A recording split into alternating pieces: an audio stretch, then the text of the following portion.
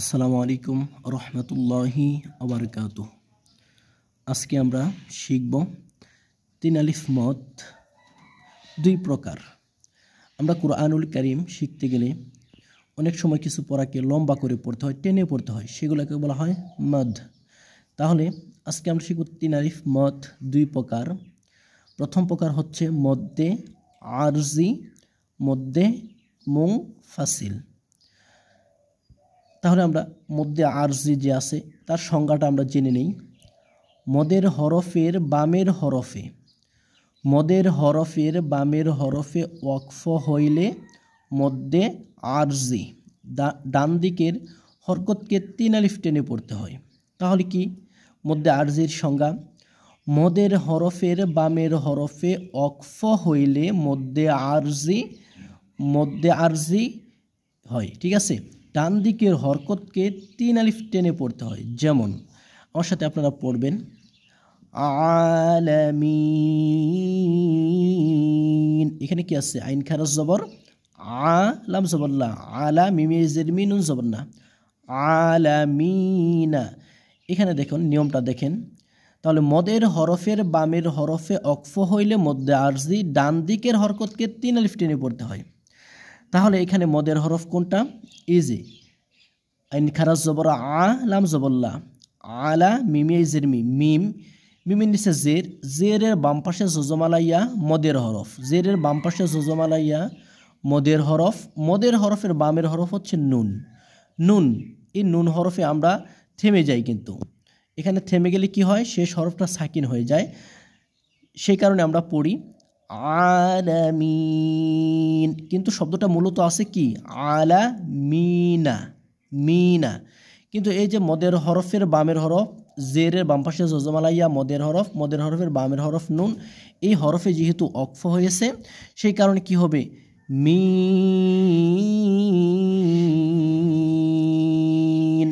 এই মিন এখানে তিন আলিফ টেনে দিতে হবে। এটাকেই বলা হয় মদ্দে আরজি। যেমন ইয়ার, ইয়ার জি উন,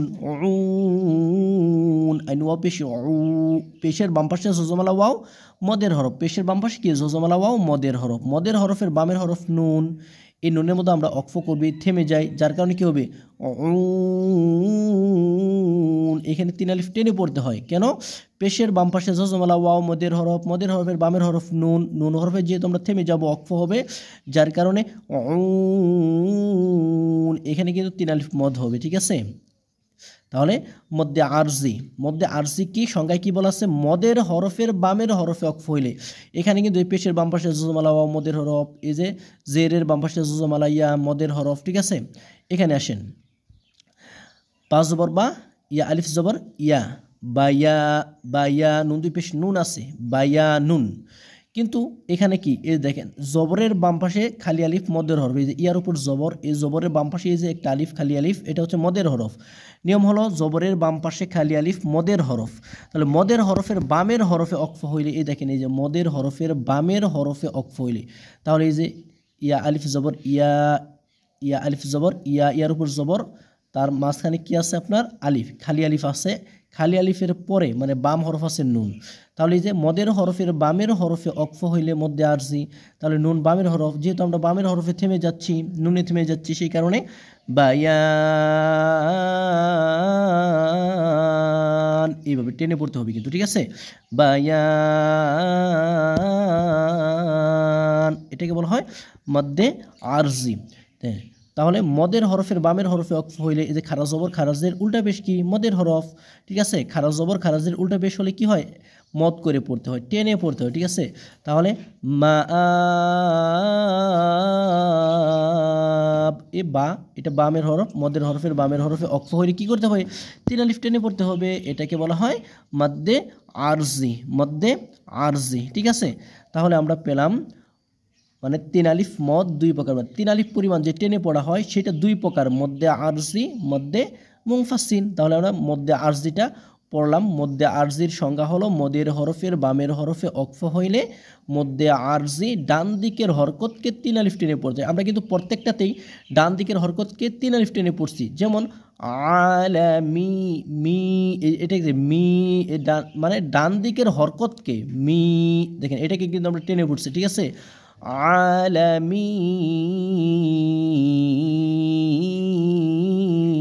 আলামিন এইভাবে, ঠিক আছে। এখানে আসেন ইয়ারজিউন, এই যে উন আইন ওয়াও পেশ উ, এখানে কিন্তু আমরা টেনে পড়ি ইয়ারজিউন, ডান দিকের হরকতকে মানে মদের হরফের মানে ডানে যে হরকত আছে সেই হরকতকে কিন্তু কি করতে হবে, টেনে পড়তে হবে। এখানে বায়ান এইভাবে, ঠিক আছে। তারপরে মাব এইভাবে। এখন আমরা পড়ি মধ্যে মুনফাসিল, এটার সংজ্ঞাটা জানি।